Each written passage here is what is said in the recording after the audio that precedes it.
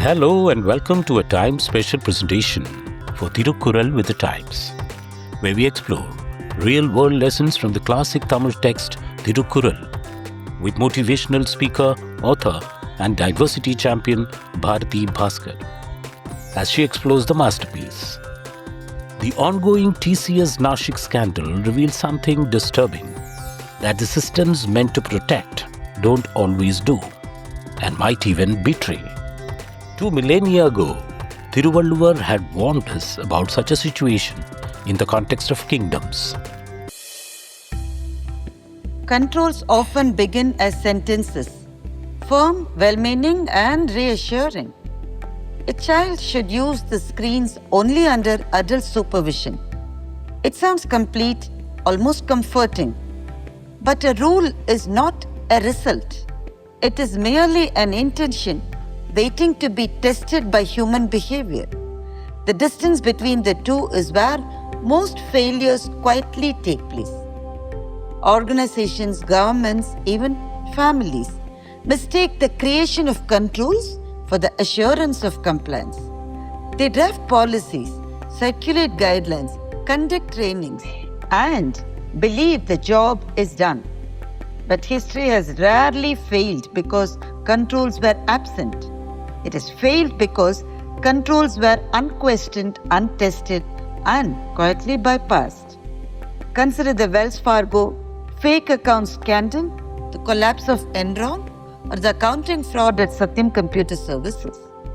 Even in India's public sector banking space, episodes like the Punjab National Bank fraud still subject to judicial scrutiny, totaling over 12,000 crores, where the accused exploited weak internal controls. These remind us how complex systems can be misused despite layers of processes and checks. The latest addition to this list is the scandal at an office of Tata Consultancy Services. All that we are hearing today about the Nashik BPO office of TCS lies within the realm of allegations. All that we are hearing today about the Nashik BPO office of TCS lies within the realm of allegations. Investigations will, in time, bring out the full picture. Yet, what we know so far is sufficient to compel reflection and perhaps discomfort. At the heart of this are 9 individuals. Their experiences, as reported, move from unease to coercion, sexual harassment, manipulation, attempts at religious conversion, blackmail, and the forcing of practices that erode dignity. These are not mere compliance gaps, they are deeply human fractures. And yet, voiceless, decided to speak. It takes an uncommon courage to name one's own vulnerability, to stand up against structures that seem immovable. They mustered that courage. They did what every system is asking you to do, to trust the system.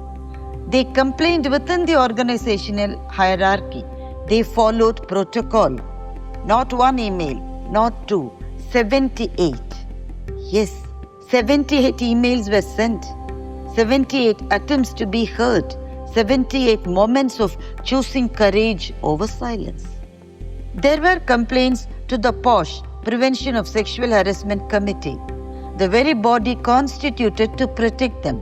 Yet, what is most unsettling is this: these voices were perhaps not reaching the right ears, not the leaders sitting at the top.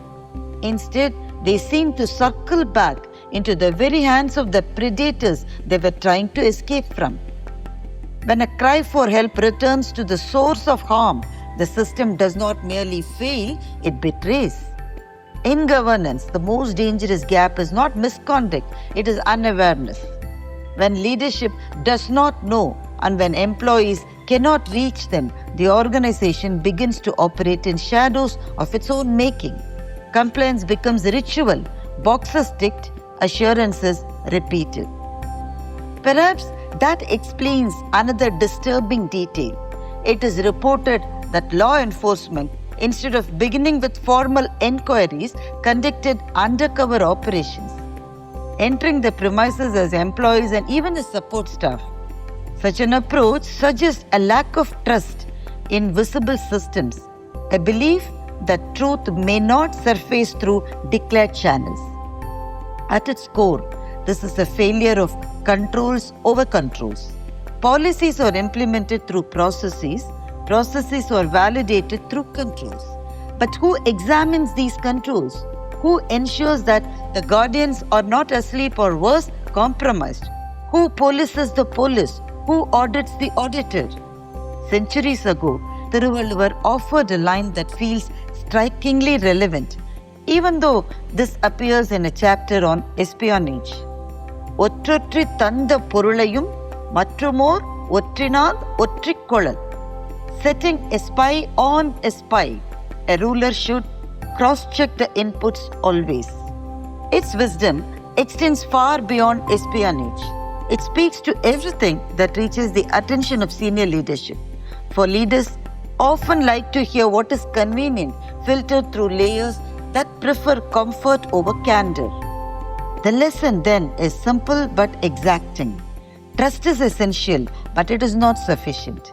Every process must be trusted and independently checked, because somewhere in some corner of a system, there may still be a voice writing its 78th email, hoping that this time someone will listen.